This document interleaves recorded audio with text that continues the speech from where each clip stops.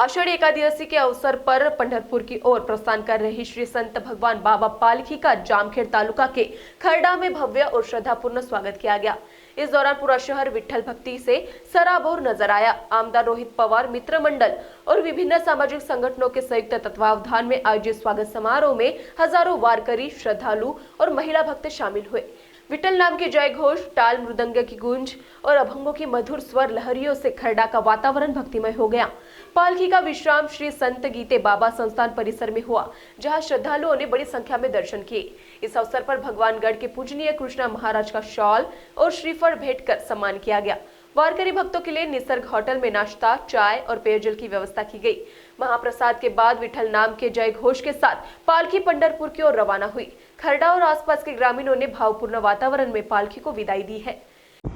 आज आपल्या खरड़ा ऐतिहासिक खरड़ा नगरीमध्ये संत श्रेष्ठ भगवान बाबा यांची पालखीचं आगमन आत्ताच झालेलं आहे। आमदार रोहितदादा पवार मित्रमंडळाच्या वतीनं हॉटेल निसर्ग येथे मोहरीचे उपसरपंच हनुमंत बारगजे आणि त्यांच्या मित्रमंडळाने या ठिकाणी अल्पपहार ठेवला होता।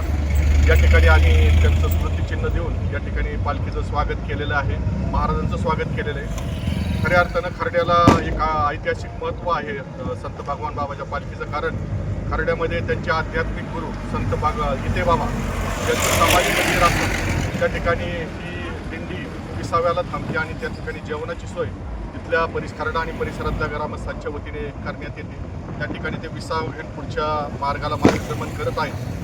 आम्ही या ठिकाणी संत भगवान बाबांच्या पायी दिन होऊन या ठिकाणी त्यांचं ऐतिहासिक खरडा नगरीमध्ये स्वागत करतो आणि संत श्रेष्ठ गीते बाबा यांच्या मार्गदर्शनाखाली हे जे आध्यात्मिक वारसा चालू आहे तो असाच पुढे राहावा, निरंतर राहावा अशी अपेक्षा व्यक्त करतो। या ठिकाणी संत गीते बाबांच्या समाधीस्थळी या ठिकाणी आमदार रोहितदादा पवार यांच्या वतीने 6 कोटीची विकास कामं झालेली, त्यामुळे त्या ठिकाणी निवारा, प्रसादालय अशा प्रकारच्या महंत निवास, भक्त निवास अशा सगळ्या प्रकारच्या सुविधा या ठिकाणी निर्माण झालेल्या आहेत। त्याचा निश्चितपणे हे सगळे वारकरी आमचे बांधव त्याचा लाभ घेतील अशी आम्हाला अपेक्षा आहे। त्याच पद्धतीने वैद्यकीय सेवा देखील आमदार रोहितदादा पवार मित्रमंडळाच्या वतीने त्या ठिकाणी देण्यात येत आहे।